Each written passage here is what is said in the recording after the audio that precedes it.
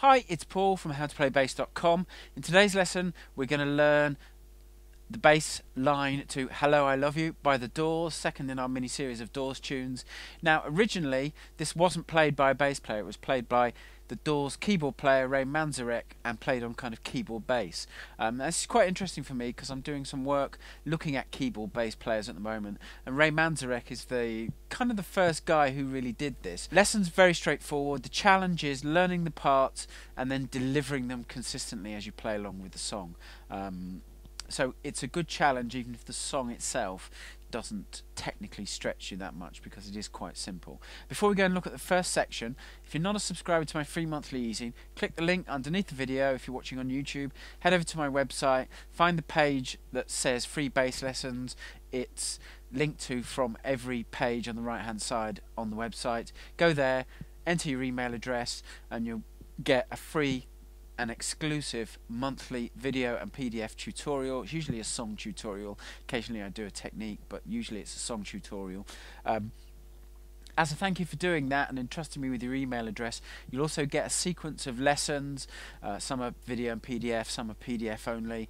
As a thank you for entrusting me with your email address, and all that stuff's exclusive to subscribers, so there's a lot of stuff there, so it's definitely worth going and checking out. So go do that and then come back here and we'll kick on with the lesson and we'll look at the first part, which is the intro stroke chorus.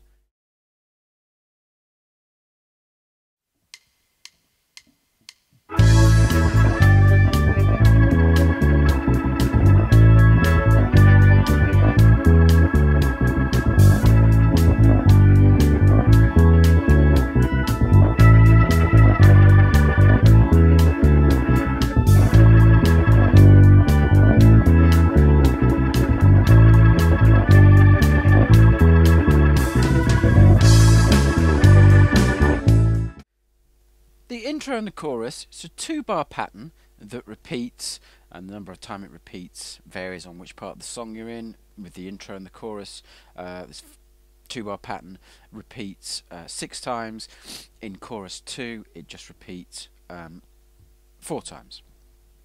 So the notes are really slowly.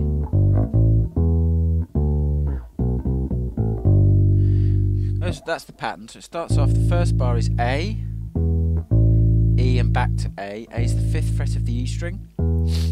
E is the 7th fret of the A string, back to A, the 5th fret of the E string. Then down to G, the 3rd fret of the E string, to D, the 5th fret of the A string, back to G. So the first bar. And then the second bar is,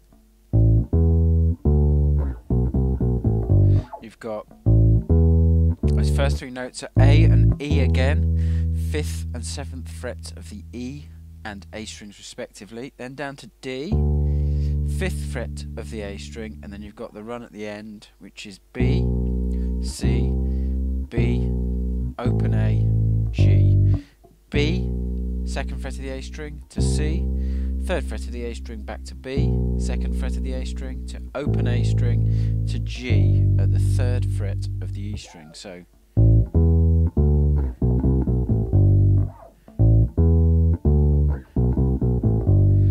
that's the pattern, really slowly.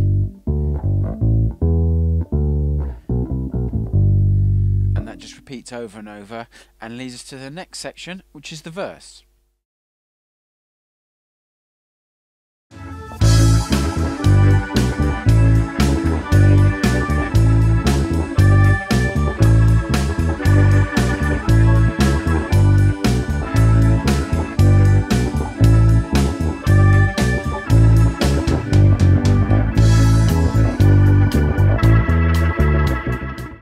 Okay, the verse, 8-bar section, you just heard it with the Band in a Box sketch track. It's based around this 1-bar pattern, which is just arpeggios in A and G. So you've got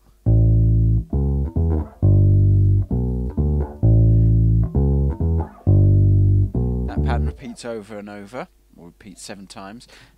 A, 5th fret again of the E string, C sharp, 4th fret of the A string, E, 7th fret of the A string. Then move the same pattern down to G, so you're playing G, the 3rd fret of the E string, B, D. B and D are the 2nd and 5th frets of the A string.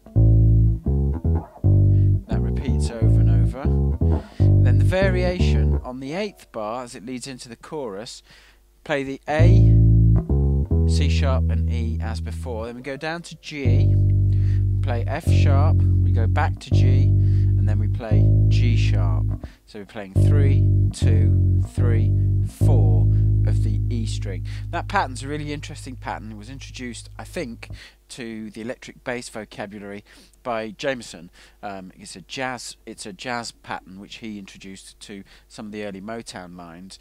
So even though a lot of what Ray Manzarek is playing with his bass pedals or his keyboard bass, however he was doing it, is very traditionally keyboard kind of orientated, very much built around arpeggios. That pattern, which we'll see again in the key change section, is very much an electric bass pattern. So he'd obviously heard or been listening to either Jameson and got it directly, or he was listening to someone who in turn has been listening to Jameson and he's picked it up indirectly. But that's a very cool pattern. We'll see it again in the key change section in a second.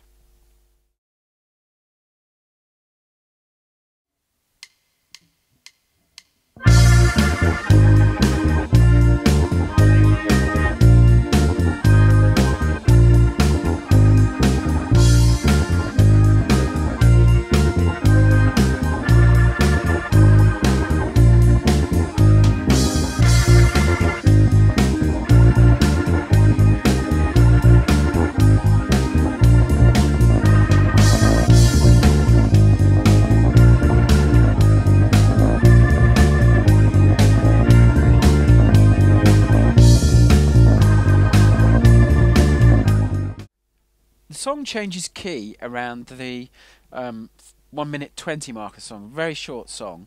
It goes up to B flat, and we get a verse in B flat, which is just the pattern we had before, but moved up a semitone, so from A to B flat. So we're playing B flat, 6th fret of the E string, D, the 5th fret of the A string, and F at the 8th fret of the A string, and then we're playing A flat, the 4th fret of the E string, C at the 3rd fret of the A string, and then E flat at the 6th fret of the A string.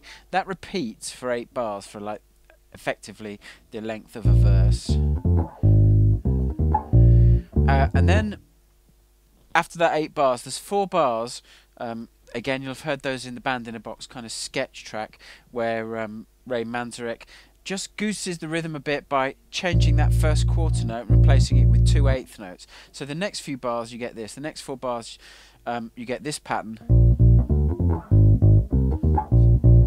So same notes, just the rhythm's changed on that first beat of each thing. And then the 4th bar he plays this pattern. And then that pattern is then played over and over in the fade out, although in the Doors original version it's very psychedelic and very out there and very loose. But that pattern is